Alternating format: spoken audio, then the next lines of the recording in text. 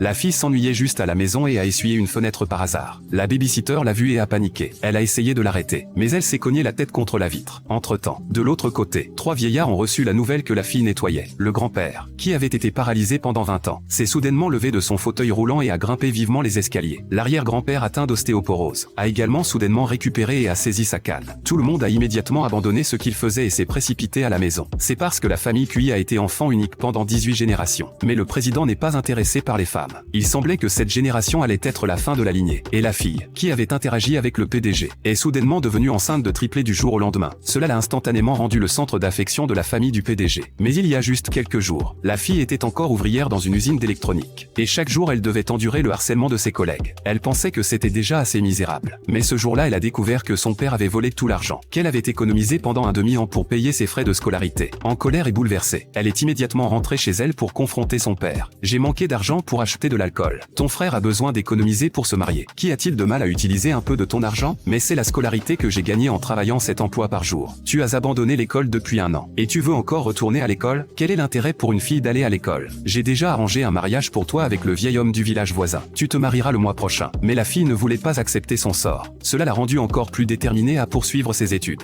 Elle a juré d'économiser assez d'argent pour retourner à l'école et échapper à ce cauchemar. Elle a vu une publicité au bord de la route pour une nounou. Alors elle a décidé de tenter sa chance et d'aller à un entretien. Entre-temps, le PDG venait de faire 99 rendez-vous arrangés. Il n'était naturellement pas intéressé par les femmes. Il ne se serait pas embêté à passer par ce processus s'il n'y avait pas eu la menace de mort du vieil homme. La fille est tombée accidentellement dans la situation. Elle a par erreur pensé que le PDG était celui qui embauchait. Et le PDG, regardant la fille innocente, est resté là hébété un moment. Son ami, voyant qu'il s'intéressait pour la première fois à une femme, a glissé un médicament dans son verre. Sans le savoir, le PDG a bu le vin que son ami lui avait tendu. En même temps, il a réalisé qu'il ne semblait pas déranger que la fille soit proche. Alors il lui a demandé combien d'argent elle voulait.